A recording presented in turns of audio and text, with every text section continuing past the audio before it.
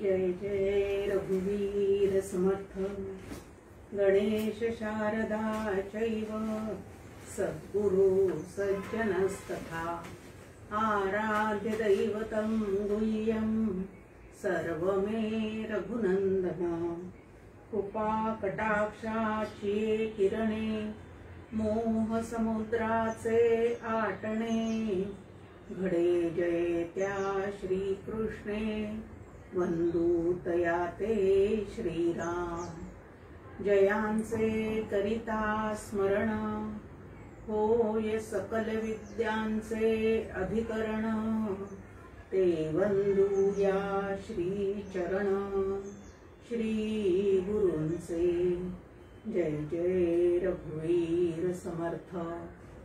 ओम सहनावतु सहनौ भुनक्तु सह वीर्यं करवावहि तेजस्विनावधीतमस्तु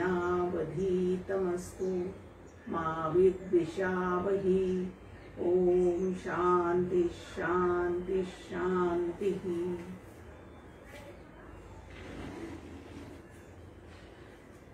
परम पूज्य आनंद योगी डॉक्टर काका, श्रद्धेय मंदाताई या उभयतांना मनपूर्वक वंदन करते। श्री गुरुदेव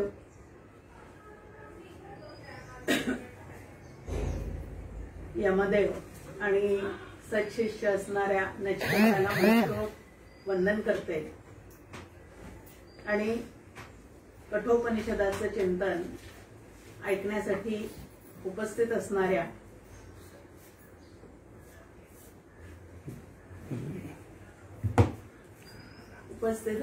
सर्व साधकांना मनपूर्वक अभिवादन करते।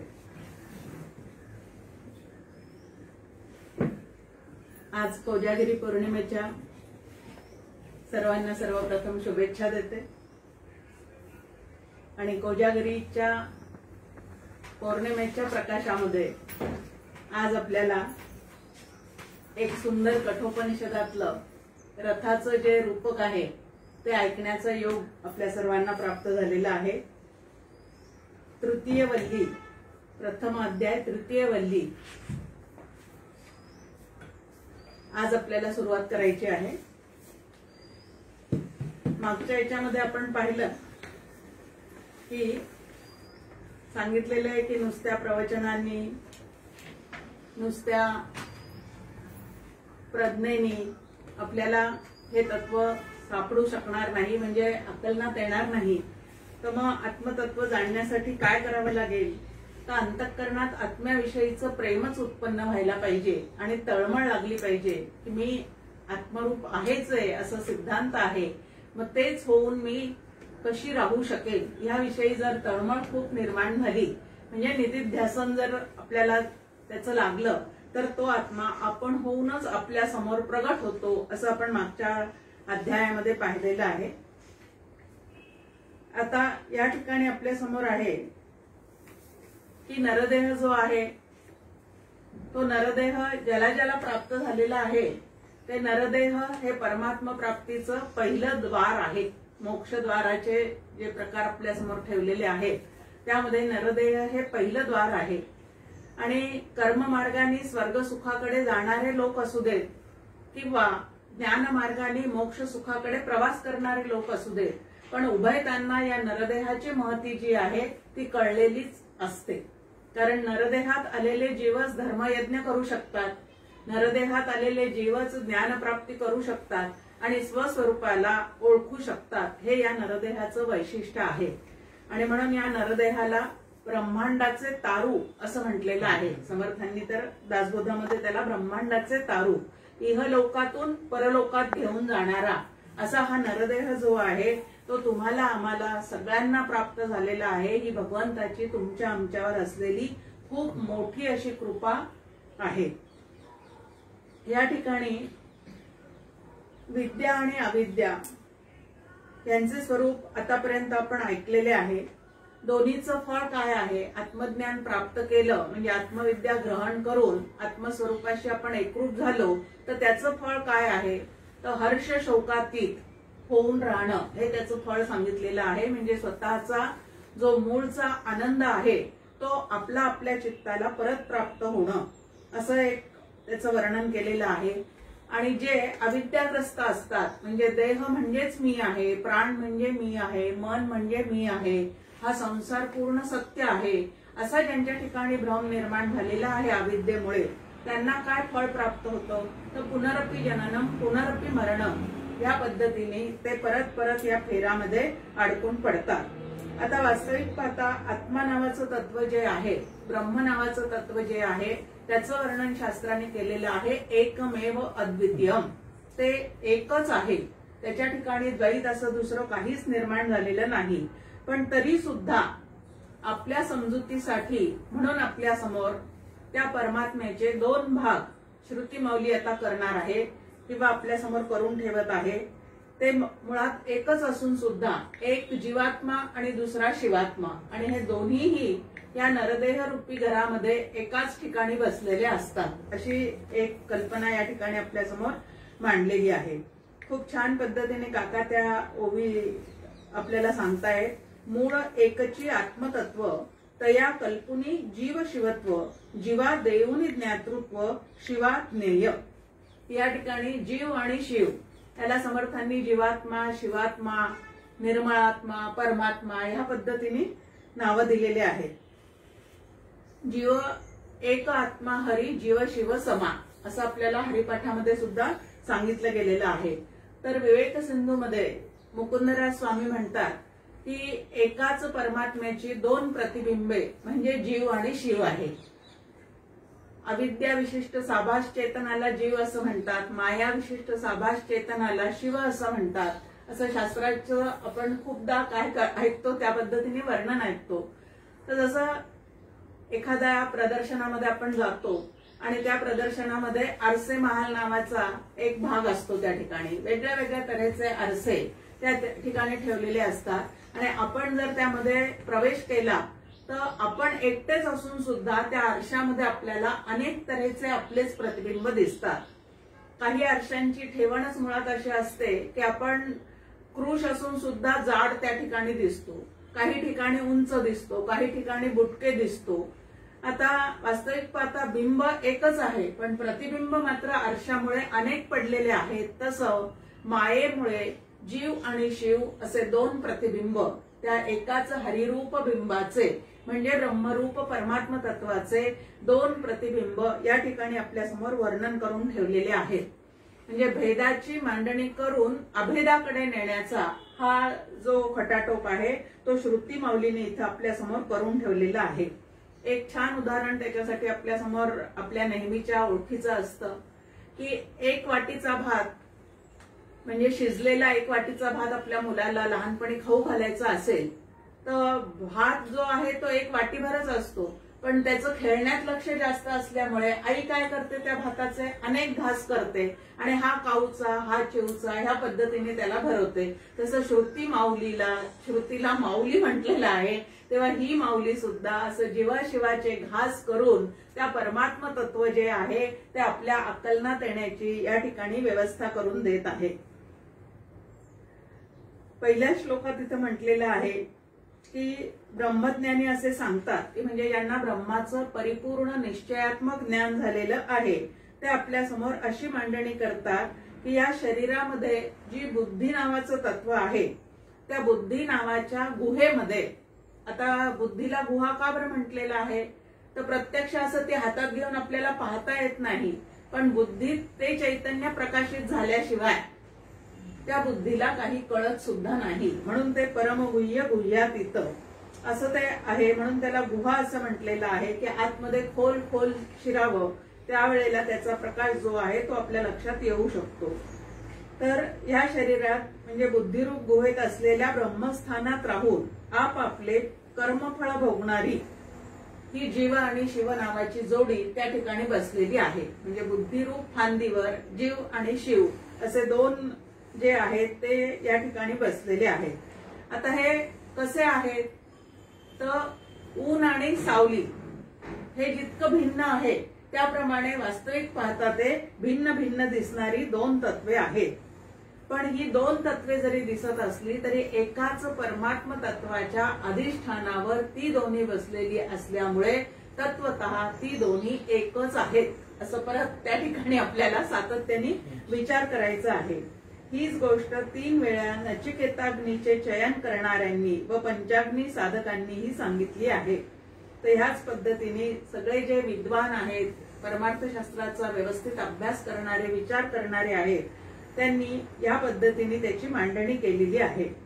आता हे दोन जरी एकाच फांदीवर बसलेले असले तरी एक जण जो आहे तो कसा आहे तर कर्मफळाचा आस्वाद घेणारा म्हणजे सुखदुःखाचा भोग आपल्या ठिकाणी मानणारा असा आहे, आणि दुसरा कसा आहे तर साक्षीत्वाने पाहणारा आहे।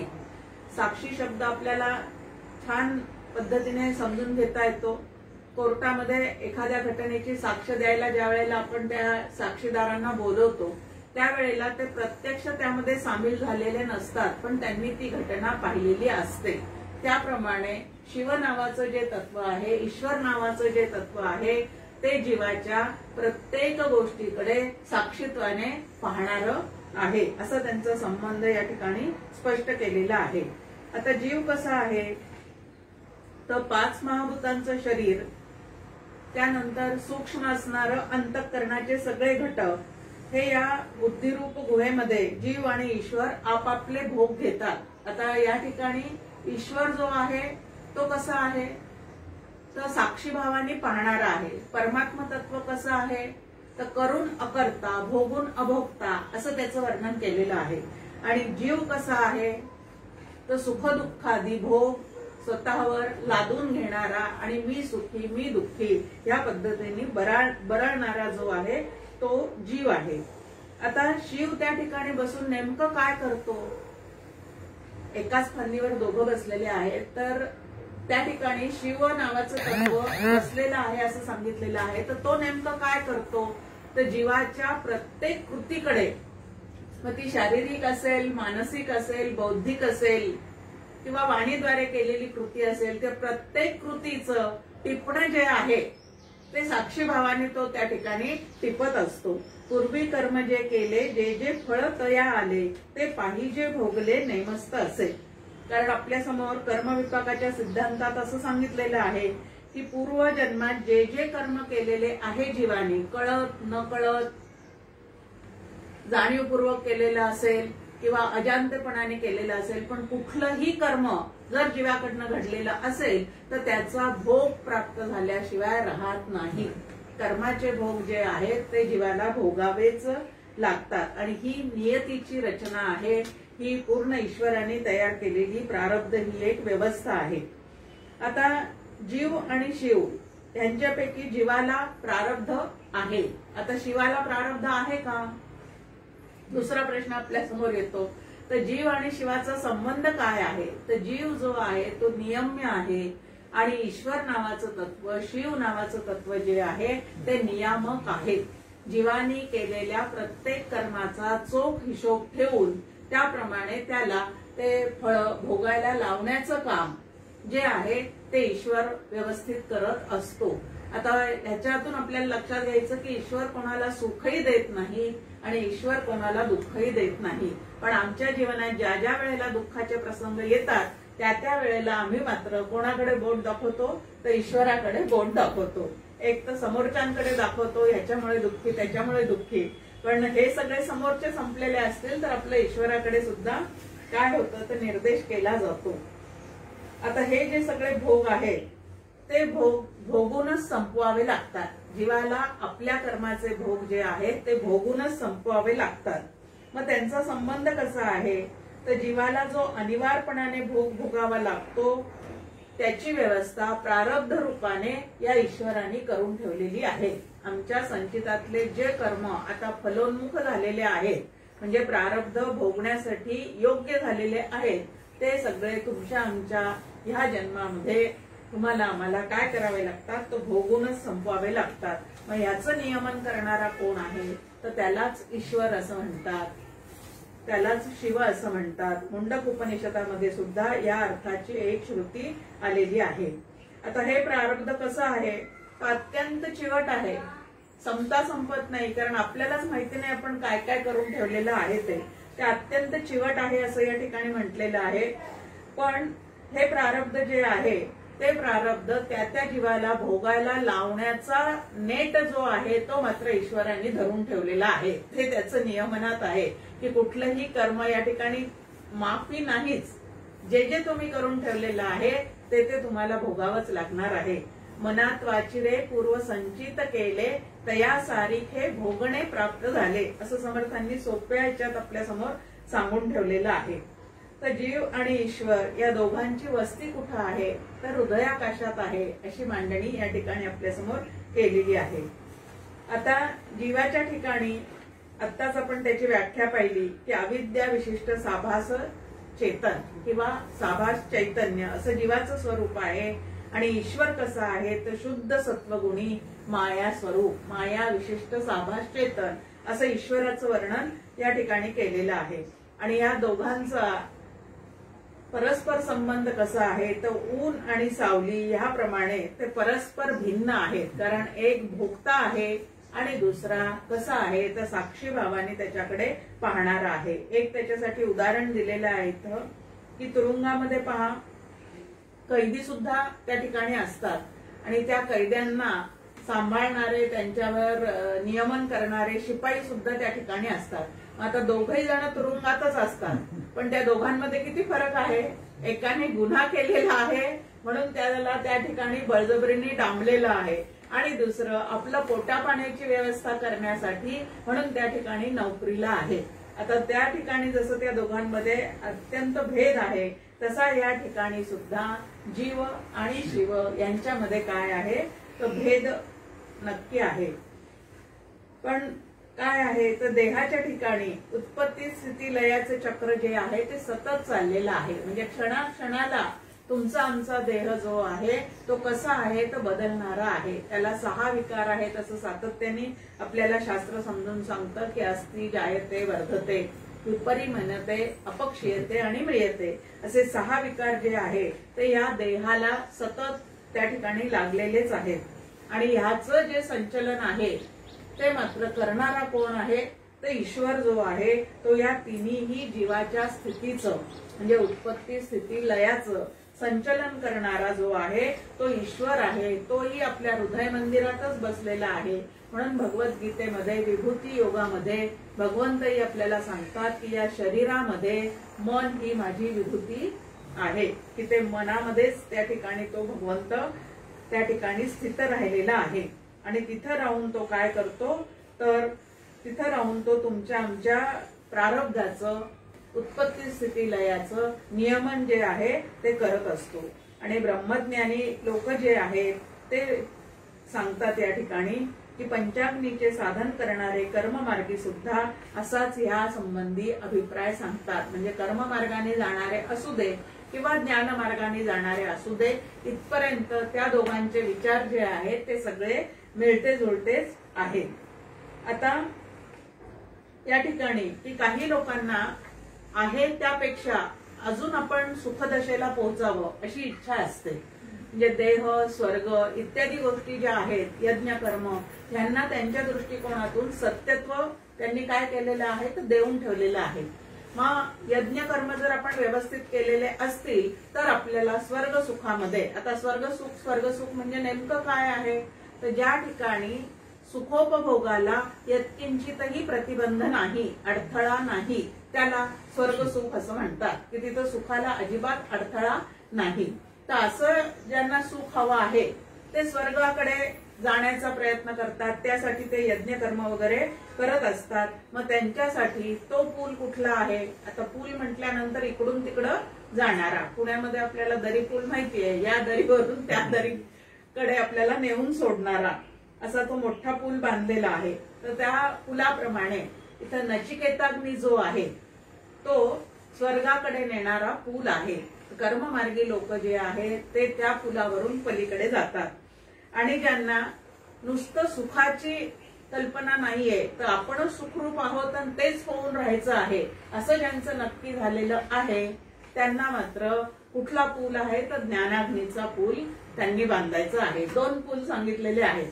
एक यज्ञ कर्म करून स्वर्गामध्ये जा, पण ते यज्ञ कर्म करताना सुद्धा बिनचूक व्हायला पाहिजे, असं सातत्याने आपल्या समोर मांडणी आहे की बिनचूक व्हायला पाहिजे. आणि कुठलंही कर्म अतिशय बिनचूक होणं हे किती कठीण आहे हे व्यवहारामध्ये सुद्धा आम्ही त्याचा व्यवस्थित अनुभव घेतो.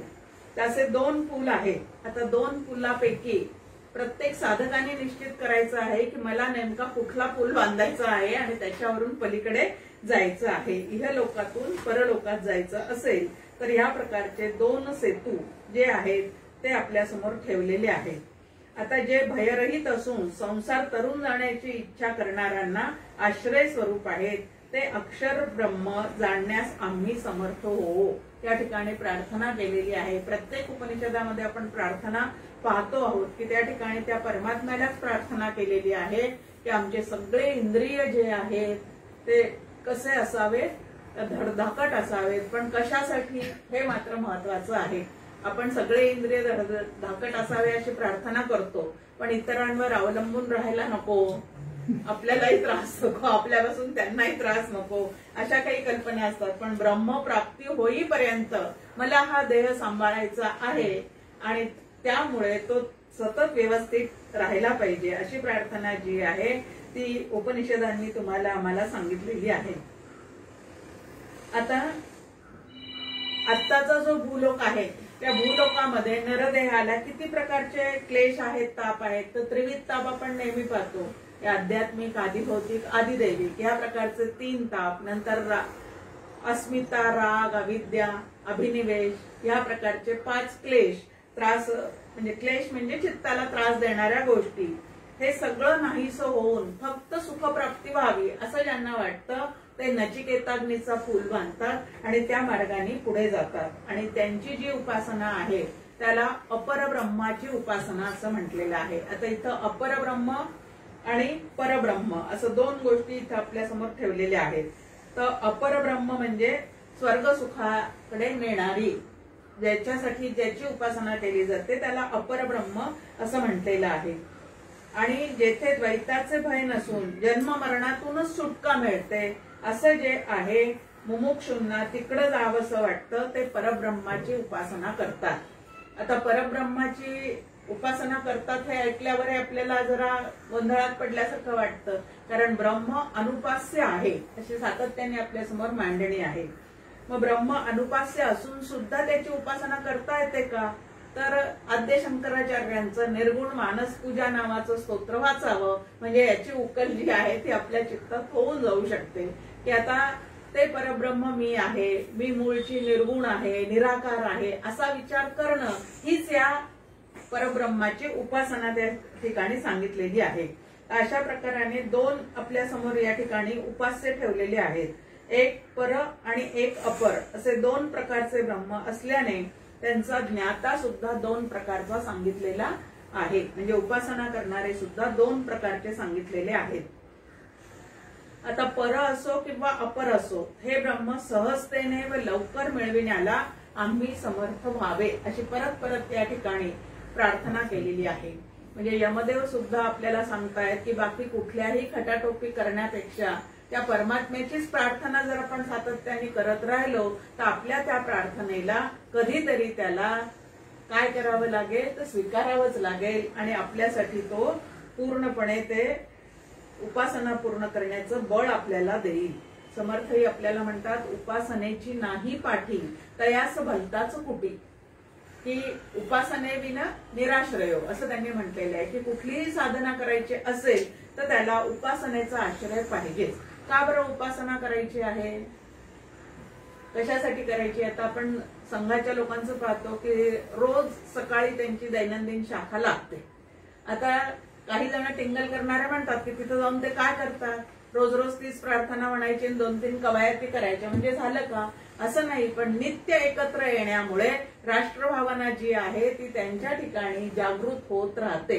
तसं नित्य काहीतरी भगवंताची उपासना करता करता त्या भगवंताविषयीचं प्रेम जे आहे ते उपासकाच्या मनामध्ये नक्कीच निर्माण होऊन जातं. आणि असं प्रेम निर्माण झाल्यानंतर जे केलं जातं त्याचं वैभव जे आहे ते काही वेगळंच असतं. आधी ते करावे कर्म, कर्म मार्गे उपासना, उपासका पाविजे ज्ञान, येथ संदेह नाही, असं स्पष्ट समर्थांनी सांगून ठेवलेलं आहे.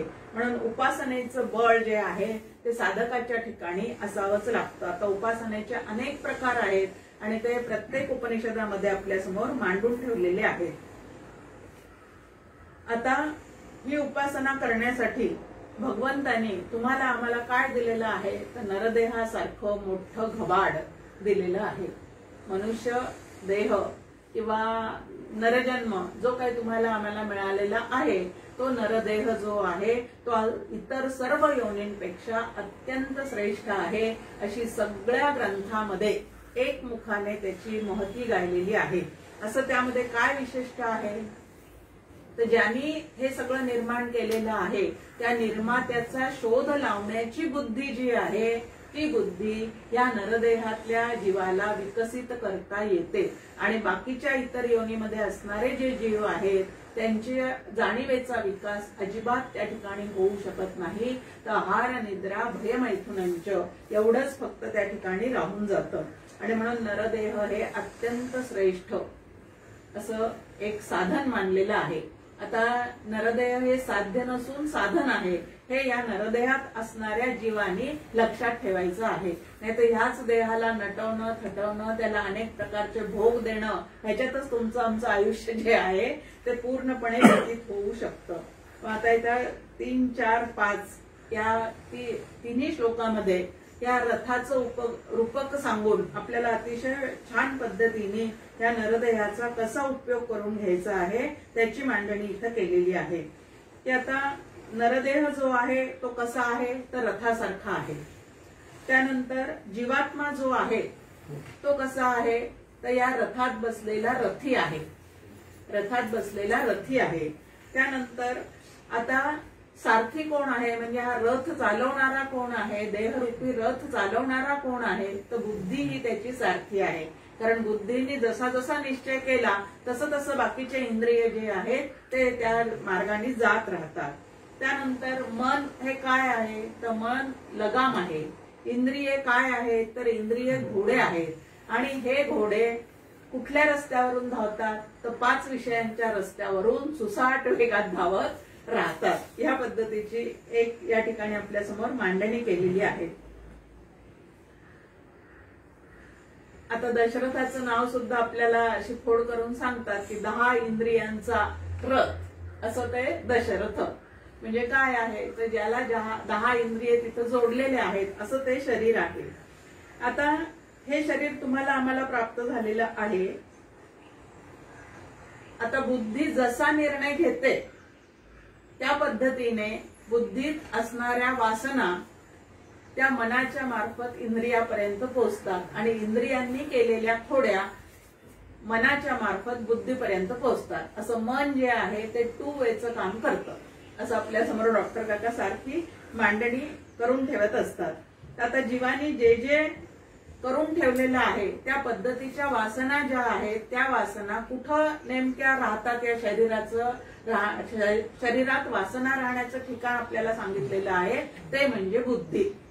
म्हणजे ती जागा तिने पकडलेली आहे. आणि म्हणून बुद्धीमध्ये वासनानुसारी तुम्ही आम्ही निर्णय घेतो का शास्त्रानुसारी निर्णय घेतो ते जे क्रियमान स्वातंत्र्य आहे ते नरदेहातल्या जीवालाच फक्त प्राप्त झालेलं आहे. इतर जीवांच्या ठिकाणी ते क्रियमान स्वातंत्र्य नाही. त्यांचे देह जे आहेत ते फक्त भोगापुरतेच मर्यादित आहे. मग आता या बुद्धीच्या साह्याने आता बुद्धी हा मनाचा स्वामी आहे. पण मनाच्या तालावर नाचता नाचता या बुद्धीकडे मात्र तुमचं आमचं पूर्णपणे तिच्या सामर्थ्याकडे काय होऊन गेलेलं आहे तर दुर्लक्ष होऊन गेलेलं आहे. आणि म्हणून विषयांच्या नादाला लागून हे मन वाटेल तसं या जीवात्म्याला नाचवत राहतं. आणि म्हणून हे लगाम कसे आहे कोणाच्या हातात द्यायचे आहेत तर बुद्धीच्या हातात द्यायचे. आता बुद्धी कशानुसारी झाली पाहिजे तर शास्त्रानुसारी झाली पाहिजे. या पद्धतीने ती मांडणी आहे. आता याच ठिकाणी आपल्याला रथ आठवतो तो महाभारतातला रथ.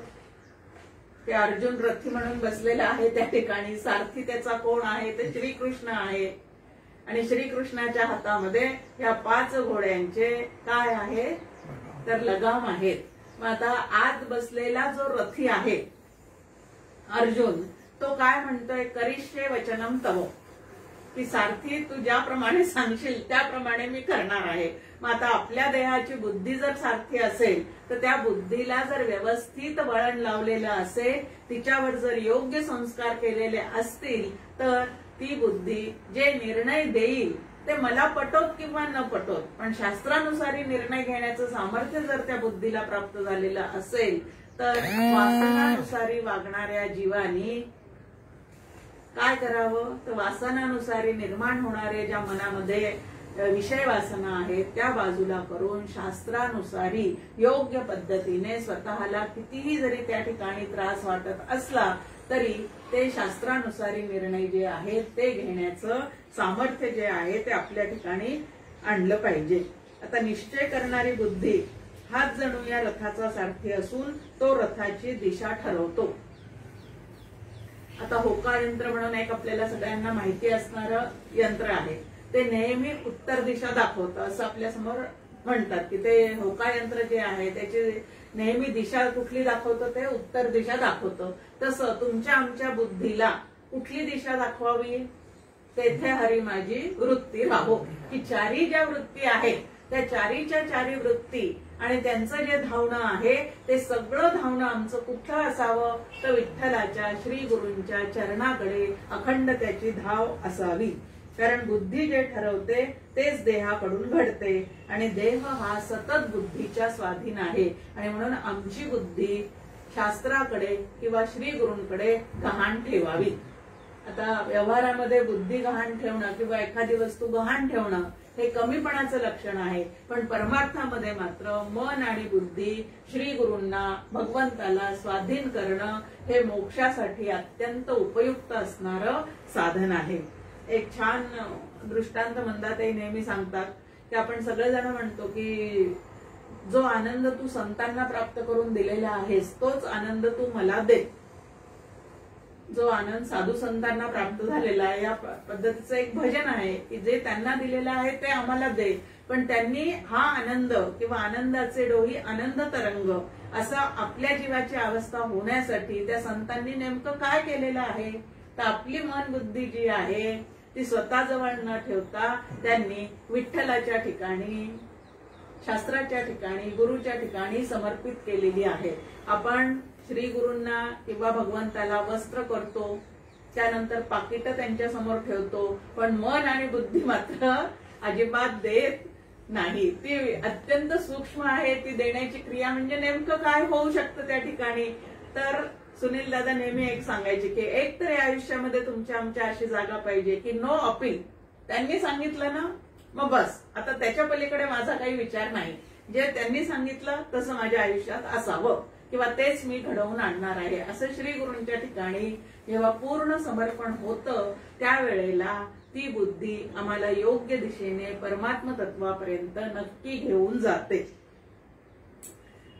इंद्रिय रूप घोड्यांना मन हा जणू लगाम असून तो इंद्रियांना आपल्या विषयांकडे वळवतो. कारण इंद्रिय ही सहजच बहिर्मुख आहेत.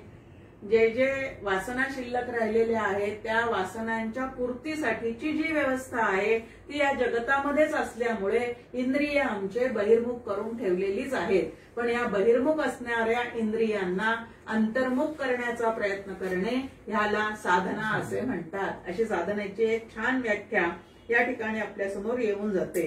की आता या रथाचे घोडे कोण आहेत? तर इंद्रिय ही या रथाचे घोडे आहेत आणि त्या घोड्यांवर कोणाचं नियंत्रण असलं पाहिजे? घोडे जर मन मानेल तसे उधळतील तर आत बसणाऱ्या रथीचं काय होऊन जाईल? आत बसणारा जो रथी आहे त्याचं काय होऊन जाईल? मग घोडे जे आहेत ते घोडे, त्याचे लगाम हे कोणाच्या हातात असले पाहिजे? तर ते जो सारथी आहे त्याच्या हातात असले पाहिजे. विषय हे त्या घोड्यांचे मार्ग आहेत आणि सतत विषयांच्या मागे या इंद्रियांची सहजच काय आहे? धाव आहे. कबीर आपल्या समोर सांगतात की कलियुगामध्ये प्रलोभन भरपूर आहेत आणि मनाला आवरण्याचं सामर्थ्य त्या मानाने ह्या जीवाला, कलियुगातल्या जीवाला अत्यंत काय आहे तर कमी आहे. मग त्यांनी काय करायचं आहे?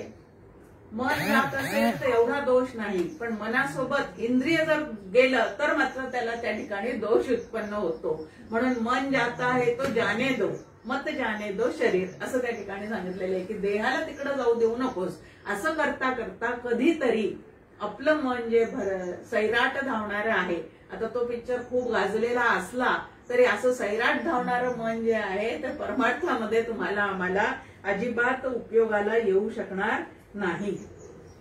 आणि म्हणून इंद्रिय आणि मन यांचा जो समुच्चय आहे त्यालाच जीवात्मा असं म्हणतात. आणि हा जीवात्मा सुखदुःखाचे भोग भोगत राहतो.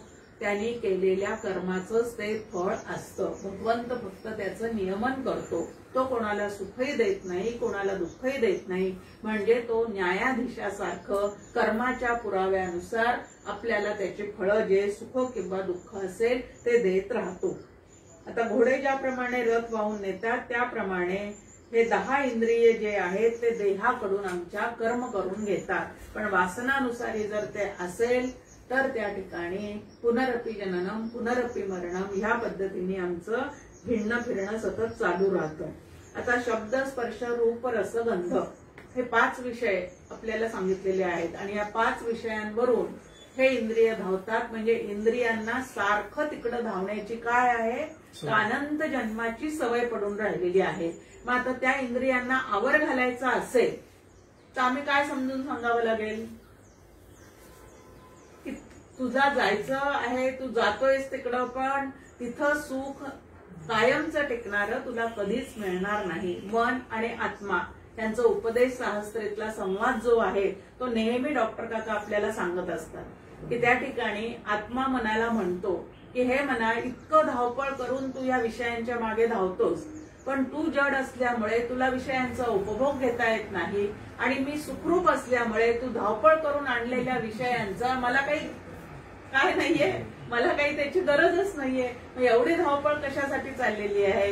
याप्रमाणे संत जसं आपल्या मनाशी संवाद साधतात तसं साधकांनी आपल्या मनाशी संवाद साधायला शिकलं पाहिजे. मन कितीही त्याच्या मागे धावत जरी असलं तरी मनाला समजून सांगावं लागतं. आपल्या मनाची आपण समजूत घालत राहणे. आपुली स्वस्ती सहजे आपणची केली. आपलं कल्याण करणं हे आपल्याच हातात आहे.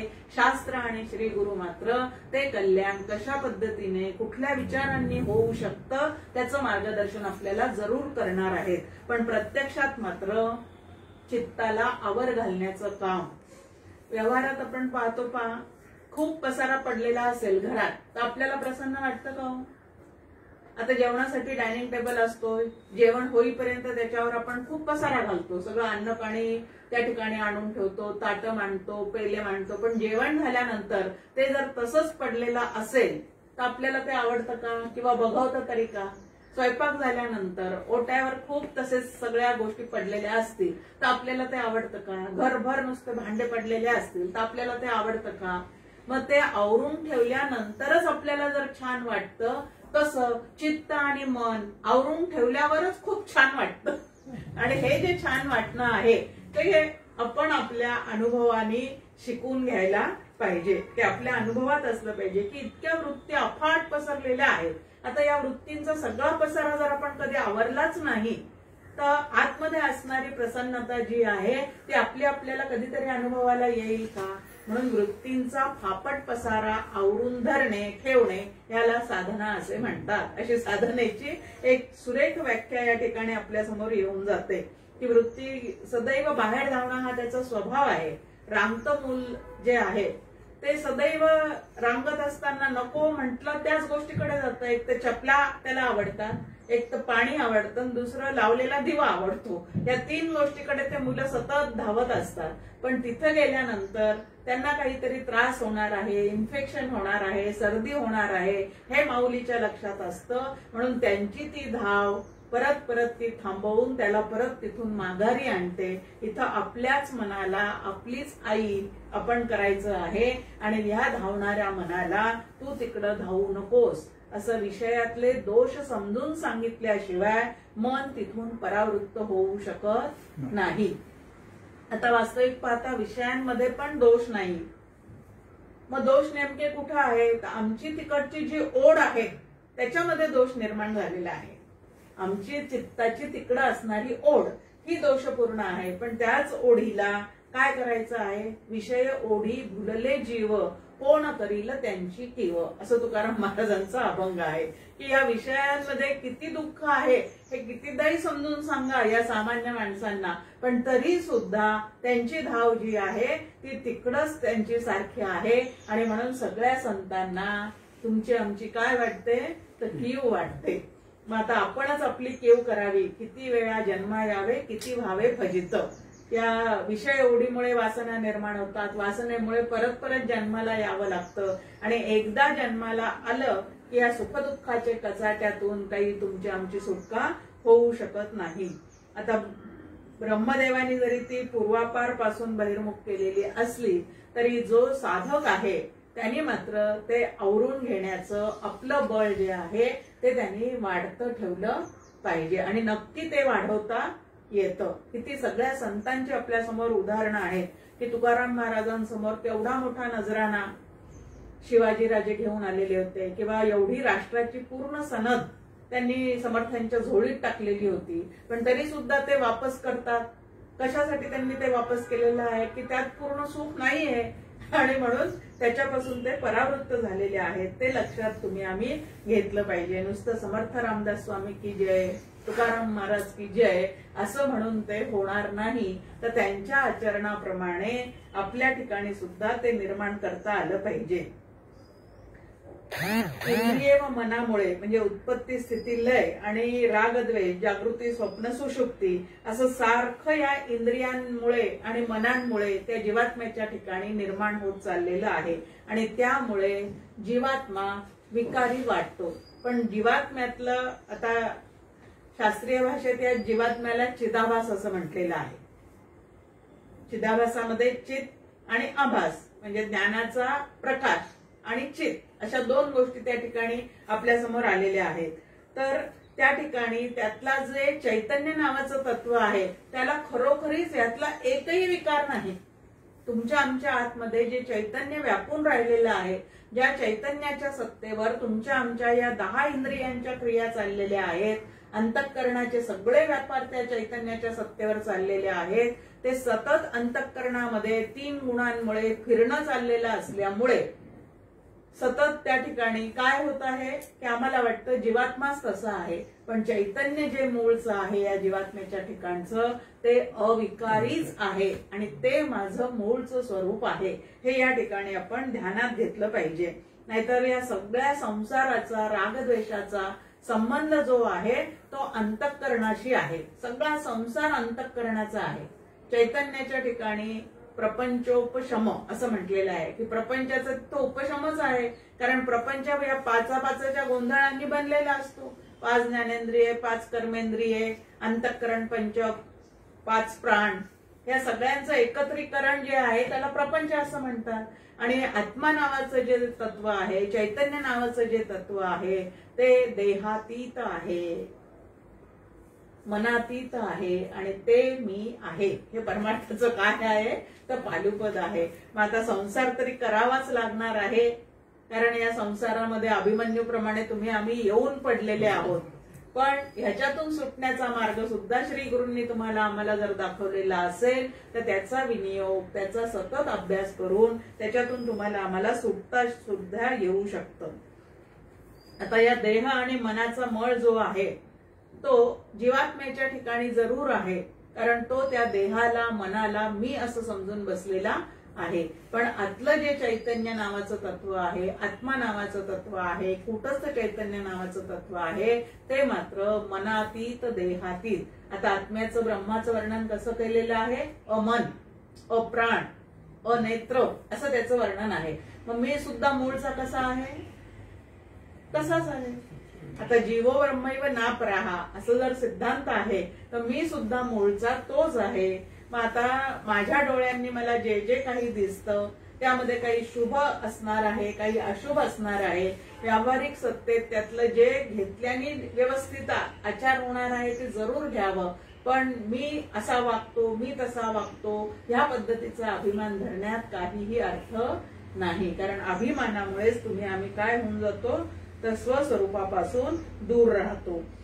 तर आत्मा जो आहे तो अत्यंत विमल आहे आणि मन आणि देहाचा त्याच्या ठिकाणी मळ नाही, त्याच्या ठिकाणी त्याचा विटाळ सुद्धा नाही. विटाळ हा शब्द आपल्याला चांगला सगळ्यांना परिचित असणारा आहे की त्या ठिकाणी आता मन जिथं आहे तिथं कामक्रोधाचा विटाळ आहे. जिथं मन आहे ते मन मी आहे असं आपण समजून चाललो तर कामक्रोधाधिकांचा मळ आणि विटाळ तिथं सतत तुम्हाला आम्हाला आहे. पण परमेश्वर जो आहे तो मात्र ह्याच्याकडे साक्षी भावाने पाहतो. आता एक कुटस्थ चैतन्य आहे, एक जीव चैतन्य आहे. जीव चैतन्य जे आहे ते कर्ता भोक्ता आहे आणि कुटस्थ चैतन्य जे आहे ते साक्षी भावाने त्या ठिकाणी आहे. त्याच्याही पलीकडे जाऊन डॉक्टर काका म्हणतात परमात्मा नावाचं तत्व निष्क्रिय साक्षी आहे. आता सक्रिय साक्षी आणि निष्क्रिय साक्षी. आता घटना पाहणारा म्हटला तरी सुद्धा त्या ठिकाणी सक्रियता आली. पण परमात्मा नावाचं तत्व जे आहे ते निष्क्रिय साक्षी आहे. म्हणजे जसं ग्राउंडवर कुठले प्लेयर खेळ खेळतायत, कोण जिंकतायत याची त्या ग्राउंडला काही कल्पना तरी आहे का? अजिबात नाही. ते फक्त त्याच्या सत्तेवर त्या ठिकाणी खेळ चाललेला आहे.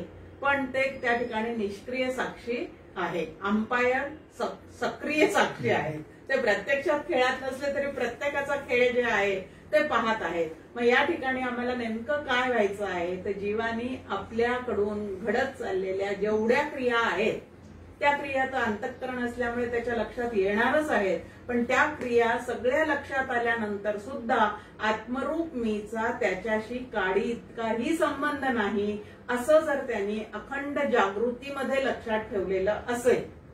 आता 5 मिनिटाच्या ध्यान साधनेमध्ये ते लक्षात ठेवणं, 5 मिनिटाचा पिरियड सुद्धा ध्यानासाठी खूप मोठा झाला. ते कधी एकदा संपेल असं होऊन जातं आपल्याला. तो खूप मोठा वाटतो. पण जागृतीमध्ये विचारांनी जर असा सतत विचार आपण केला आणि ह्याचा माझ्याशी सूत्राम संबंध नाही असं जर कायमचं लक्षात ठेवलं, वरून कोणाला हे ओरडून सांगण्याची गरज नाही. पण आतून मात्र हे जर सारखं आपण सातत्याने लक्षात ठेवलं तर सहज सुखदुःखाच्या भोगांपासून अलिप्तता जी आहे ती अलिप्तता तुमच्या आमच्या चित्ताला येऊ शकते. आणि जितकी सुखदुःखांच्या भोगाविषयी अलिप्तता असेल म्हणजे उदासीनता असेल, वैराग्य प्राप्त होईल, तितका आनंदाचा अनुभव जो आहे तो अंतःकरणामध्ये सातत्याने टिकून असलेला आपल्या लक्षात येऊ शकतो. आता श्रुती आपल्याला सांगते की आत्मा जणू ध्यान करतो, जणू संसारात राहतो अशी श्रुती वाक्ये जणू या शब्दाने हेच सांगतात. आता जीवात्मा ध्यान करतो, जीवात्मा नाम घेतो. मग आता या जीवात्म्यामध्ये 2 गोष्टी आहे. एक चैतन्य नावाचं तत्व आहे आणि दुसरं बुद्धी नावाचं तत्व आहे. मग बुद्धीने जे जे केलं ते जणू काही त्यांनी केल्यासारखं जरी दिसत असलं तरी सुद्धा तिथं जणू या शब्दांनी त्याचा अलिप्तपणा जो आहे तो श्रुती माऊलीने तुम्हाला आम्हाला सांगून ठेवलेला आहे. आणि असा जो आत्मा आहे निर्लिप्त अलिप्त असा जो आत्मा आहे तो मी आहे. आणि असं सारखं लक्षात ठेवणं यालाच असंग शस्त्रेन धुडेन छेदवा असं म्हटलेलं आहे. या संसार वृक्षाचं मूळ जर छेदायचं असेल तर हा माझ्या ठिकाणी निर्माणच झाला नाही, आगा जे झालेच नाही त्याची वार्ता पुससी काही. या पद्धतीने ते लक्षात ठेवावं लागतं. आत्मस्वरूप असलेल्या वैष्णव पदाची ज्याने प्राप्ती होते असे हे रथाचे रूपक आत्मेचे स्वरूप नीट समजावून घेतले तरच चांगले कळते. की आता नुसतीच ही त्यांनी श्रुतीने कल्पना करून ठेवलेली आहे आणि ती एकदा वाचायची सोडून द्यायची असं नाही. तर माझा सुद्धा देह हा एक रथासारखा आहे, माझी बुद्धीही त्याची सारखी आहे. आत बसलेला जीवात्मा जो आहे तो रथी आहे आणि मनाचे लगाम जे आहे ते बुद्धीच्या हातात दिलेले आहेत का मनाला वाटेल तसं सगळं आमचं जीवन चाललेलं आहे. पहा तो शब्दप्रयोग सुद्धा आपण वापरतो त्यावेळेला आहो ते मनाला येईल तसं बोलतात, मनाला येईल तसं वागतात. याचाच अर्थ काय की बुद्धीचं नियंत्रण त्याच्यावर नाहीये, विचाराचं नियंत्रण त्याच्यावर नाहीये. तर ज्या क्षणी जे मनातील त्या क्षणी ते तसंच वागणं त्याला बेफाट वागणं असं म्हणतात. आणि अशी जी माणसं आहेत ती कधी सुद्धा पूर्णपणे सुखी होऊ शकत नाही. आपण व्यवहारातही म्हणतो की मनाला येईल तसं बोलतो, मनाला येईल तसं वागतो, आणि असे जे वागणारे लोक आहेत त्यांचं ते मन शत्रू झाल्याशिवाय राहत नाही. म्हणून आपल्या मनाला आपले शत्रू न करता मित्र करण्याचं बळ आपल्याजवळ नक्की आहे आणि ते आपण उपयोगात आणलं पाहिजे. आत्मा जो आहे तो अनादी आहे, अनंत आहे, आणि जीव जो आहे म्हणजे जीवात्मा जो आहे तो मात्र जन्म मरणाने काय झालेला आहे, व्यग्र झालेला आहे. आता जन्म आणि मरणाचे फेरे कशामुळे मागे लागलेले आहे, तर वासनेमुळे ते मागे लागलेले आहेत. वासना कशातून निर्माण झालेल्या आहेत, आमच्या अनिवार्य इच्छेतून त्या वासना निर्माण झालेल्या आहेत. आता आमचं अनिवार्य इच्छा असाव्यात का निरीच्छ मानस तरीही असावी उल्हासित वृत्त्यार्थी, तर रोज म्हणतो आम्ही, पण तसं आम्ही होतोय का हे जर तपासलं नाही की निरीच्छ या जगाकडून काय सुखाची अपेक्षा करायची, मग जगाकडनं सुखाची अपेक्षा न करता माझ्याकडून या जगाला जेवढं सुख देता येईल तेवढा देण्याचा प्रयत्न करायचा आहे. पण निरपेक्ष वृत्तीने असं जर आपण राहिलो तर व्यवहारही सुखाचा होतो आणि पारमार्थिक दृष्ट्या सुद्धा आपली प्रगती होत जाते.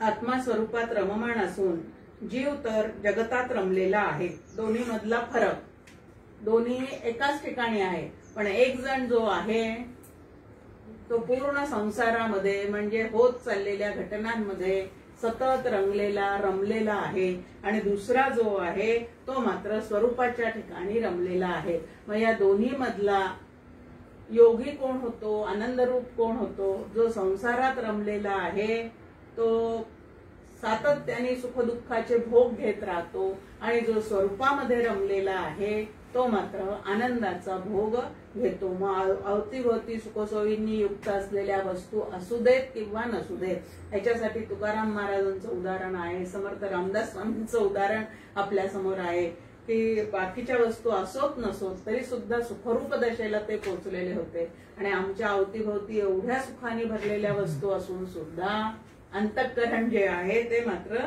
दुःख देणारच झालेलं आहे. म्हणून ज्याला जीव व आत्मा यांची भेट घडवून आणायची असेल त्याने हे रथाचे रूपक चांगले समजावून घ्यावे. एकदा वाचून सोडून देऊ नये. तर या रूपकाचा थेट माझ्याशी संबंध आहे. काका म्हणतात प्रथम पुरुषी असा परमार्थ करायला शिकलं पाहिजे. हे रूपक कठोपनिषदामध्ये सांगितलेलं आहे. मला 4 लोकांना ते छान समजून सांगता येतं, पण प्रत्यक्षात मात्र हा देहाचा रथ नको त्या वाटेने माझा मी धावत सोडते असं जर चाललेलं असेल तर कुठेतरी काहीतरी आमचं चुकतं आहे हे आपण लक्षात घेतलं पाहिजे. आणि ह्या रूपकानेच मिळवण्यास अत्यंत कठीण व ज्याला कशाचीही उपमा देता येत नाही असे अत्यंत श्रेष्ठ आत्मस्वरूपाचे पद प्राप्त होते. विष्णूचे पद जे परम आत्मस्वरूप निरुपम तोची जाणण्या दुर्गम रथ रूपके येई. की याद्वारे काय समजून सांगितलेलं आहे आम्हाला की विष्णू पद म्हणजे शाश्वत पद, असं जे आत्मपद आहे ते पद ज्याला प्राप्त करायचं आहे त्यांनी या नरदेहात लाभलेल्या मनबुद्धी इत्यादी साधनांचा व्यवस्थित उपयोग करून क्रियमान स्वातंत्र्याचा भरपूर उपयोग करून त्याला योग्य वळणावरच ठेवण्याचा प्रयत्न केला पाहिजे. विवेकानंदांचं एक अतिशय छान वाक्य आहे की प्रकृतीवर विजय मिळवतो तोच खरा पुरुषार्थ साधतो. आता प्रकृतीवर विजय मिळवणे म्हणजेच मन बुद्धी या सगळ्यावर विजय प्राप्त करणे. आपण त्यांचे स्वामी आहोत, आपण त्यांचे गुलाम नाहीत, पण प्रत्यक्षात मात्र आपण बघतो की आपण आपल्या मनाचे काय झालेले आहोत, तो गुलाम झालेले आहोत. आपल्या शरीराची ठेवण कशी आहे, समर्थही आपल्याला म्हणतात प्रकृती ऐसे वर्तावे अंतरी शाश्वत ओळखावे. ज्याची काही जणांची कर्मप्रधान प्रकृती असेल, काही जणांची ज्ञानप्रधान प्रकृती असेल, ते ओळखून घ्या, त्या पद्धतीने साधन स्वीकारा. पण सगळ्या साधनाचा जो काय फळामध्ये आपल्याला निश्चित असा उपयोग करून घ्यायचा आहे ते फळ कुठलं असलं पाहिजे, निर्गुण ब्रह्मते अंतरी बिंबले. कुठलेही साधन करा या संसारात आल्यानंतर प्रत्येक साधन हे जर नेटाने केले तर ते परिपूर्णच आहे, पण तरी सुद्धा ते करत असताना निश्चयात्मक बुद्धीचं परमार्थामध्ये अतिशय महत्व आहे. ज्याला भगवद्गीतेमध्ये व्यवसायात्मिका बुद्धी असं म्हटलेलं आहे.